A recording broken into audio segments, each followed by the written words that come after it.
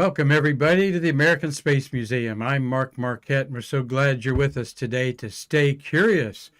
We've got a wonderful show for you today. We're going to talk about comets. This happens to be Comet Hale-Bopp behind me here. We're going to have an awesome astronaut birthday. I want you to be thinking about who male of the NASA, what NASA male astronaut has the most time in space accumulated.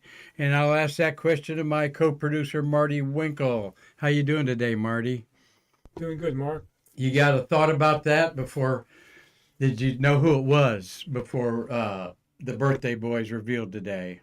No, I would have guessed Scott Kelly, but I don't really know. Right, not accumulated. So you're going to be surprised about that. He's a good friend, flew with Nicole Stott, who's a wonderful supporting astronaut of our museum. She's going to be the keynote speaker at our astronaut memorial on January 29th at 1 o'clock Sunday.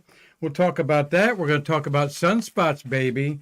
The astronomy world's going crazy with a lot of sunspots, which is a cycle that our sun goes through, and also a lot of buzz around astronomy. And now we've had people asking the museum about a comet that they're hearing about. Might or might not be spectacular that first week of February, but we're going to keep on top of Comet ZT for you and give you some info about that and a photo of it from our local astronomers. So we hope that you enjoy Stay Curious today with us today. We had a rocket launch this morning at 7 o'clock. Marty, you'd already been to the gym and back maybe by that time.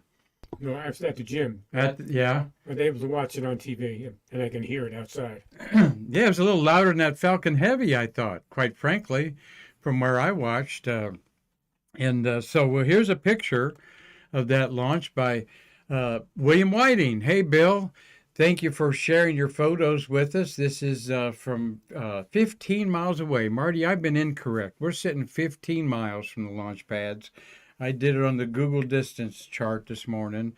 Thought we were 9, but, tectonic plates, maybe we've moved away a little bit. Ha, ha, ha. But Bill Whiting, anytime you get a bird flying in a rocket launch, that is a winner. And this is at 7:23, I believe, just about 10 minutes after the sun rose. Beautiful shot. And Bill Whiting is 15 miles away. Here is a photograph about the same height that the rockets cleared the tower when you look back like here and there. That, of course, is from our friend Carlton Bailey. Carlton out there this morning losing some sleep. And let's see, Carlton sent this note to me, Marty, with the photograph. He says, here's what I sent to Spaceline News, the alternative news source. If you can give them a minor shout out, great. If not, no problem. Well, I don't know. There's another fabulous shot of Carlton's work there. The sun catching the fairing of a GPS satellite going up. The first stage landed on a barge out in the Atlantic Ocean. Marty, what do you think? Carlton's asking us if we can do anything for Spaceline News, give them any love. I'm not that familiar with that Spaceline News. I've heard that they're dedicated to covering the past, present, and future of Cape Canaveral. But that's something, Carlton, I probably have to talk to my boss about before we give a plug to spacelinenews.com there. And there is William Whiting's wonderful. Marty, a lot going on in this photograph here. There you got the contrail from the Falcon 9. What else do you surmise there, my friend?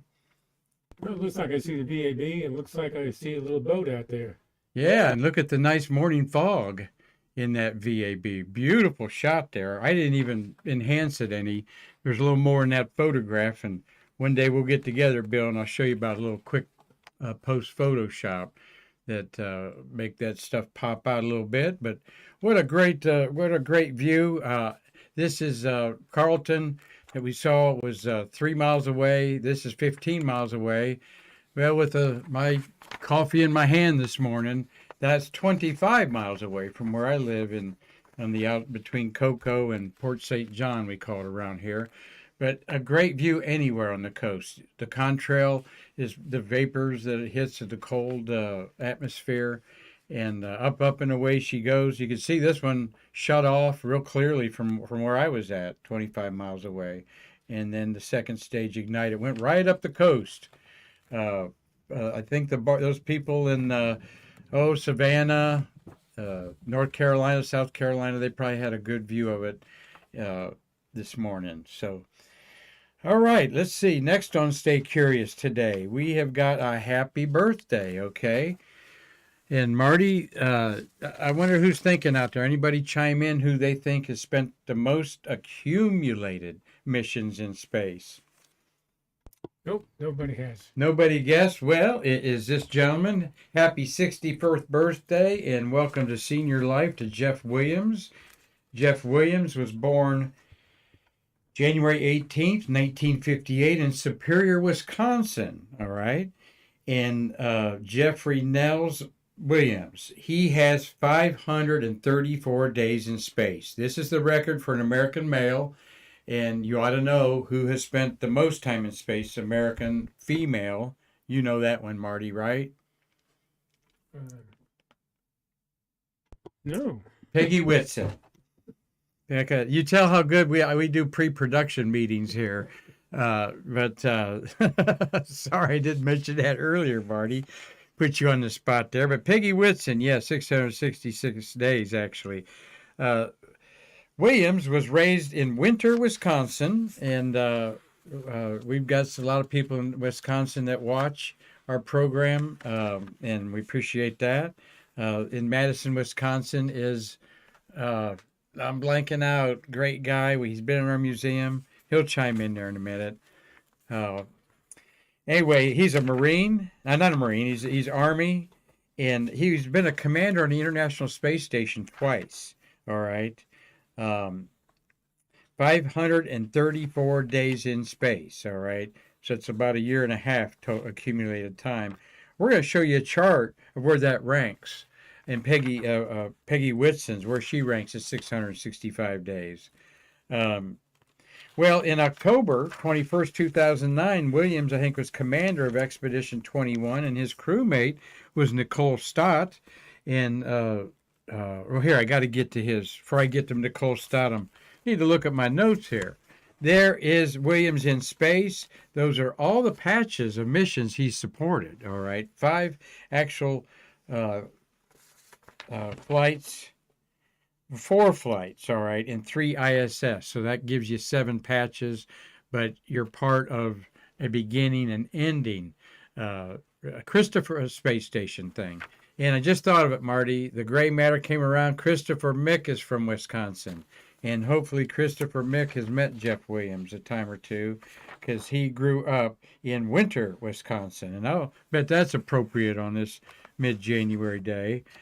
Anyway, Marty, here is very interesting to see. He's been up there about a year and a half. Here is a chart of the people that have been in space. Okay. And thought I made a copy of that for me. Is it in the printer over there, Marty? It might be. Who has the most in space? Glenady Paducah. That's right. He has got 878 days in space. 878 days. That's almost 3 years, right? 2.5 years. But as we look at this list, you go down the line there. There's a Russian who's active. He's got 769 days, calorie. Russia has, in the top 20, they have 18 of the top 20 spots for keeping human beings in orbit over and over and over, all right? So some very experienced space station Mir participants there. Padlaka had 2 big, long extensions on Mir, 878 days. Malenchenko is right behind him, 827 days. And Sergei Kirkorov, who's in the news a lot, he is the chief of the Russian Space Agency. He is the 3rd most experienced astronaut on Earth with 803 days off the Earth. And he was a man without a country when the Soviet Union collapsed and changed to Russia. Not sure what changed, Marty. When I say that, I'm always, what's up with that? But Jeff Williams is part of the top 20. His good friend Nicole Stott There's Jeff. And there's Nikki. She's going to be our speaker at the Astronaut Memorial. Why am I showing her? To promote the Astronaut Memorial. We'll have on Facebook Live. Watch it on YouTube. American Space Museum, 1 o'clock, January 29th. Nicole and Jeff did the first tweet up from space. The first NASA tweet up from the station with participants of the public gathered at NASA's headquarters was in October 2009. This involved the first live Twitter connection for astronauts. Previously, they'd sent we would have to send the messages to send as tweets down to Mission Control, and then posted the message via the internet to Twitter. So 2009. They've had about now 14 years, well, a little over 13 years access to Twittering in space, and astronauts do that on their off time. And many of you follow them on Twitter. I am not much of a Twitter person. How about you, Marty? Not at all. Yeah, you do know what it is, right? That's about as much as I know about it. I know what it is. Okay, thank you. All right. Well, I barely know what it is. I'll go there for sports, and I say over and over, it is the most accurate information you can get on Twitter. And what was the Twitter of the day? Not accurate. I refrain from that. The quickest information is people are piling on instantly, whether it's sports, politics, or science. If you want to know what's going on, I go there for Formula One. But what was the Twitter of the day in the 1960s during the Gemini program, Marty? You got any idea? You've heard me say this before. Yeah, AM radio. AM radio, top of the dial and bottom of the dial. You got news updates. And at CKLW, the blowtorch going out of Windsor and the Detroit area where I grew up in Findlay, Ohio. Yeah, they had it every 20 minutes. So you got 3 times an hour you could catch up. And that Gemini launch, were they doing the EVA, what was going on? I'll never forget those halcyon days of the Gemini era of 1965-66 when they launched 2 men every 6 weeks, basically, 10 times, 10 missions. Well, that leads me, and I got to comment about this. That is my photograph of Hale Bopp that you chose. Didn't know when it was mine, Marty. The comet we're going to talk about later is not going to get as good as Hale Bopp. We might see it naked eye, but shout out to my lovingly sister Sherry. Cher Matthews sent me this nice T-shirt this week to keep me jazzed up. And her comment was, ditch the vest, Marty. Ditch the vest. And I'm going, well, little sister, you keep me in some threads like this, we may be ditching the vest. But a lot of astronomy today, so I'm happy to wear this. It's got astronauts dancing around with a rock guitar and doing air guitar and having a boom box and all kinds of things on it. So thank you, sis. Love you. And she's out there in beautiful San Angelo, Texas with her wonderful husband, Jerry, my sister, Sherry Matthews. Well, let's lead into how many humans have orbited the Earth.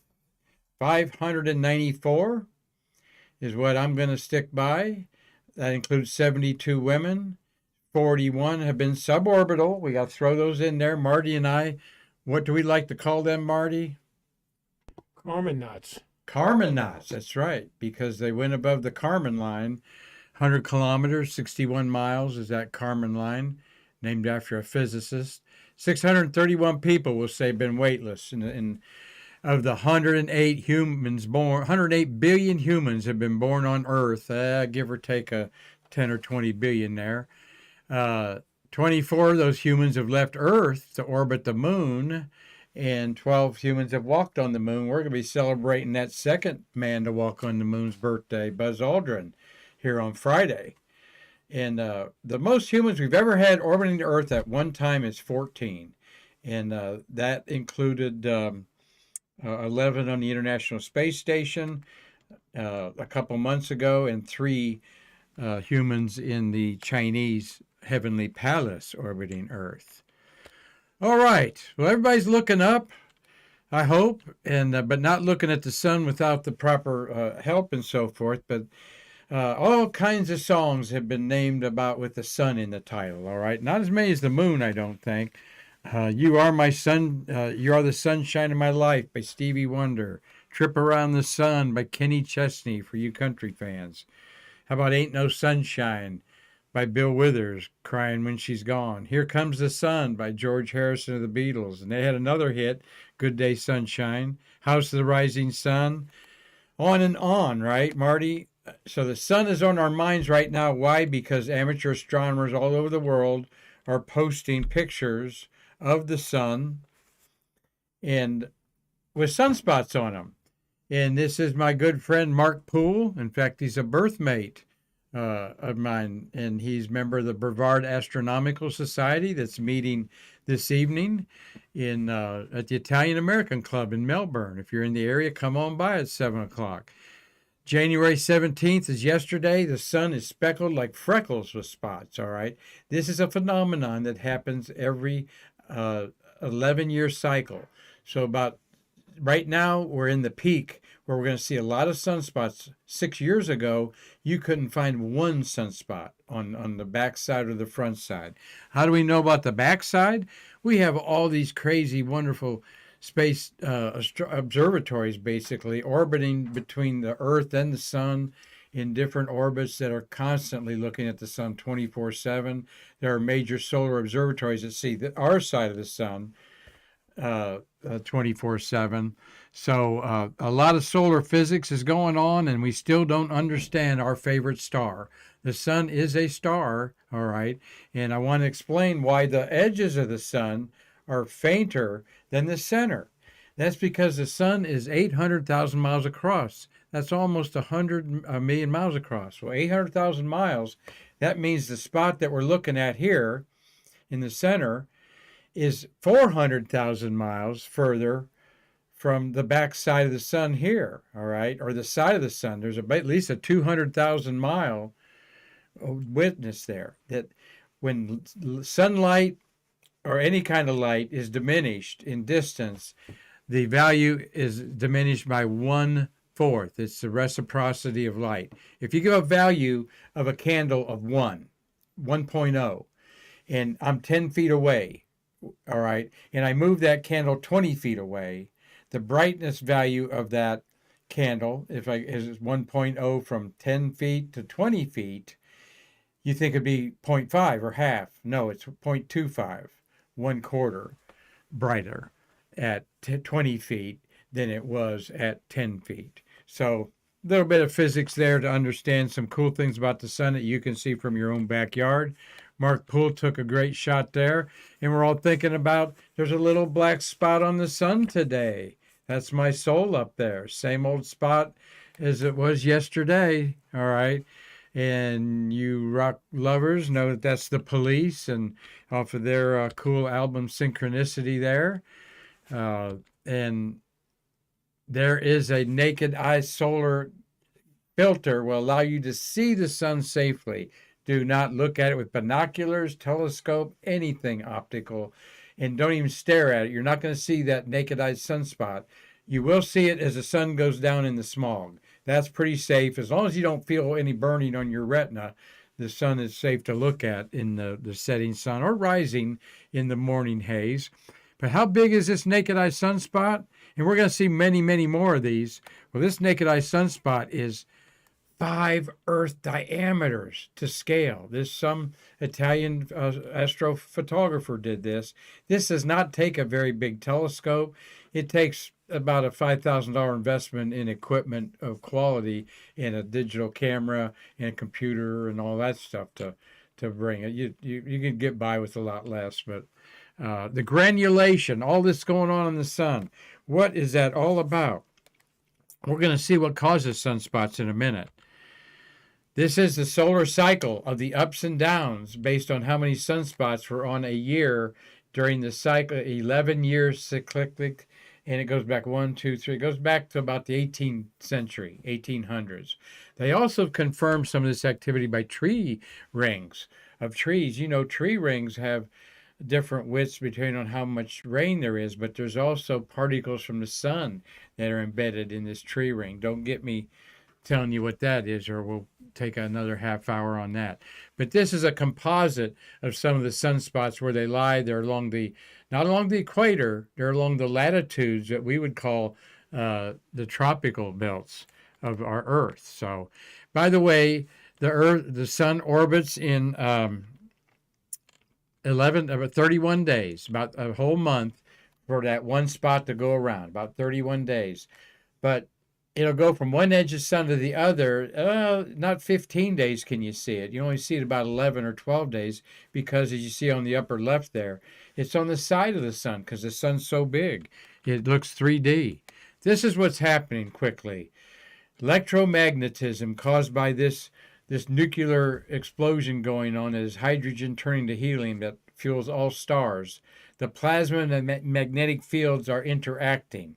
And where they touch the surface of the sun, it's a cooler area. It's 6,000 degrees usually on the sun's surface, but sunspots are maybe 4,000 degrees. That's why they look dark. And we'll talk more about this on a more detailed sun. But I want to emphasize, we see the surface of the sun called the chromosphere. There's so much more to it. There's a corona around it that's only visible during eclipses when the sun blocks it, or special equipment in a telescope. And that corona is actually 1,000,000 degrees hot, a lot harder than the surface, which is only 6,000 degrees. And we don't completely understand that, Marty. If you have a telescope, you can project it on a white sheet of paper right there. Make sure you don't keep your telescope on it very long, or that heat, like a magnifying glass trying to chase animals or insects around the yard. And you can buy a fancy projection tent to make your telescope safe to look at the sunspots that we're going to be seeing, hopefully, for at least the next 18 months. Well, I talked about comet fever. Every time there's a new comet, the hopes are high that it'll be the great comet that you can stand there and it be like this 30, 40 degrees above the horizon. In North America, we've not experienced that kind of comet in over a century, really, since Halley's Comet in 1910 had quite a long tail that almost looked like, with dwarf trees on the next to you. There's been a few comets like Comet Naught, Naught, that were visible to Cliff Watson and Dave Renicky, our watchers down there in Australia. And Cliff, if you got a picture of Comet Naught or any of those southern comets, send it to us so we can show them that comet may look not as spectacular as going around the sun from our northern hemisphere, but when it rounds the sun and is seen in the southern hemisphere, it can be quite spectacular. Well, everybody's talking about Comet ZTF or Zeta. This is actually discovered by a remote controlled telescope. So that's why it's got these acronyms. But we want to talk about discovering comets and how you were going to become famous back in the days, and by one of the most famous comet hunters of all, Charles Messier. This is a picture taken by an amateur on space weather. The comet Zeta is supposedly losing its tail, separating. This is an active gases blowing off in debris off of a chunk of interstellar debris that comes once around about every 75,000 years, something like that. And when it gets close to the sun, it heats up. It's like a dirty snowball that's out there orbiting our sun. And it might only be like 5 miles across in diameter, but the tail is millions of miles long. There's Comet Hale-Bopp, the famous comet from 1997. The blue is the gas tail, and the white is the tail from debris that's being blown off by the sun.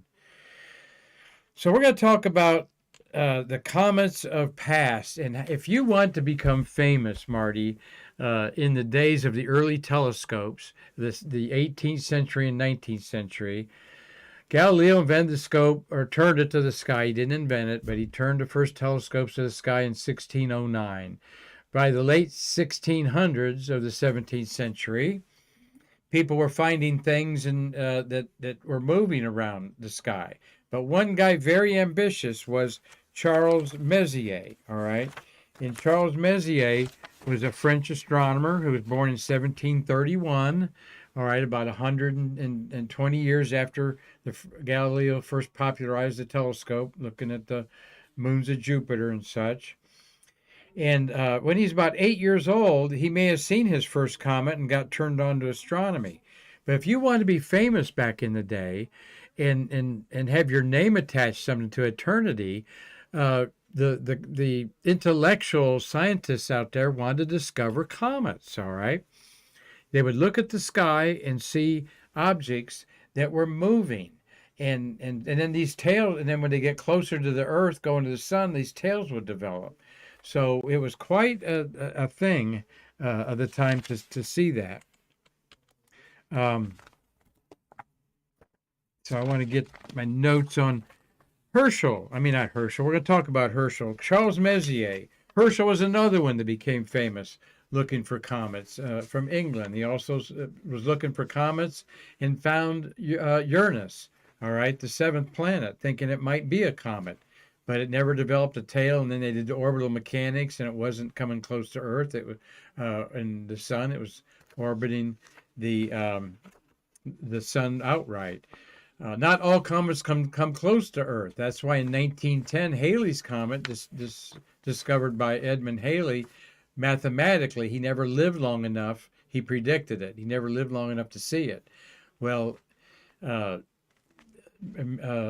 Halley's comet of 1910 was spectacular. In 1986, not so much. You needed a telescope to really see it.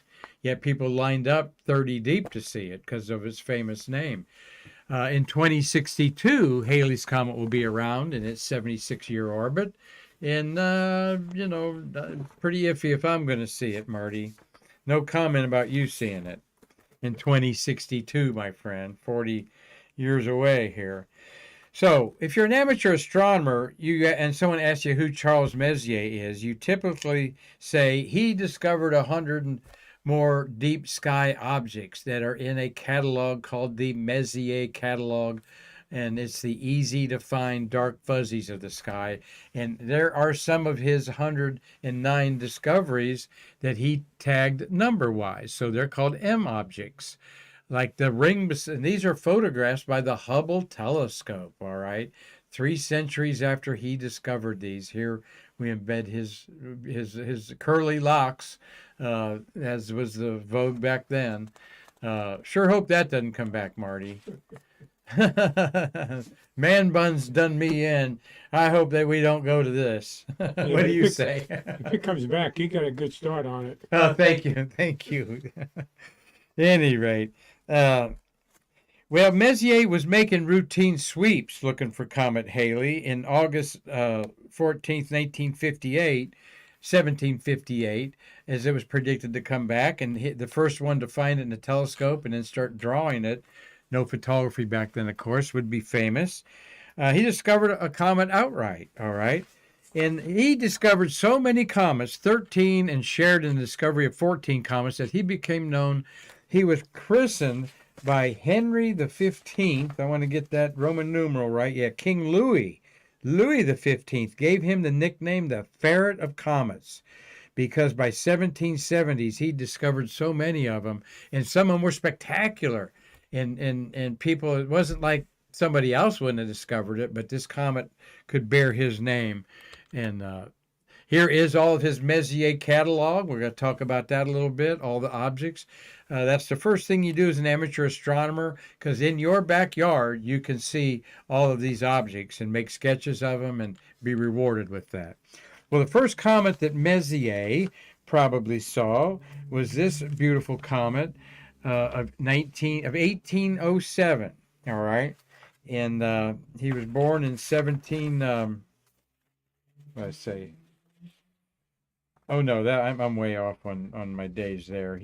The first one he saw was 1706. No, he discovered one then. Where am I at? 1774, mid 1700s, there was a spectacular comet that developed 6 tails. that could be faintly seen when it was before it come up above the horizon. So he was influenced by this. He heard about becoming famous, and then he was looking for Halley's Comet years later, just 14 years later, as in his 20s. And here's the comet of 1760 that he co-discovered. No photography, woodcuts, pen and ink. There, our good friend Chris Calley that does a pen and ink, and Doug Forrest, also a masterful pen and ink. They love looking at this, I'm sure. This is how you would become famous as an artist, okay, doing a spectacular comet. This one. But Messier found this first object that was fuzzy and looks like a cotton ball in your telescope was the Crab Nebula. M1, he called it. And there in the sky is scattered around some of the M objects that people find and get rewarded with. Messier also was the first one to draw M42, which we know as the middle star of the sword of the Orion Nebula, the Great Nebula of Orion, there in a photograph that I made of it a couple years ago. Charles Messier is immortalized in his hometown of Bandeville. I wonder if Ophelia in Normandy knows where Bandeville is. Bandonvillard is probably how they pronounce it. Is she on here today? Nope, don't see her there, but I see Cynthia Rossi and hi, Doug Forrest, Tom and Mark Usiak, Larry Pusker, Dave Stange. They're both Pusker and Stange are up in Michigan. Humberto Lopez is watching. There's Chris Calley. Our two pen and ink guys there, Forrest and Calais. Bill Whiting, thank you for sharing your pictures. I got him on Facebook. Daniel DeYoung, talked to Daniel via email today. Marty Daniel is our pilot. He's going to go up and see his family in the Netherlands and his wife's family in the Ukraine. And Steve Hammer's watching, and John Barella. And I know Valerie Britt, Brad Byron were anxious to see our program today. So thank you all for chiming in today. It means a lot to our nonprofit. There's Charles Messier. You see, you discover a comet and you do all this stuff and they'll put your name on a plaque. I know a place where Marty needs to be immortalized here, and we'll talk about that another day. There is the burial place of Messier, who was not only recognized and called the Comet Ferret by a king, Louis XIV. Man, what kind of VIP status does that get you into things, Marty? But Napoleon in 1806 presented Messier with the Cross of the Legion of Honor, which he wore with enormous pride, I'll bet. And once again, he died in 1817. So he wore that around his neck for a good 9 years there. Man, Louis XV and Napoleon both recognizing the Comet Ferret, and that is Charles Messier. Yes, we amateur astronomers conduct a Messier Marathon, where in March is the only time of year you can see all 109 objects. We waver from 105 to 109 of the ones he actually categorized. You got the Pleiades. You can see that with your naked eye, so we're puzzled why he put that in. But you can see all these objects in one evening, and people used to sketch them, and now they're doing them with of course, the CD technology.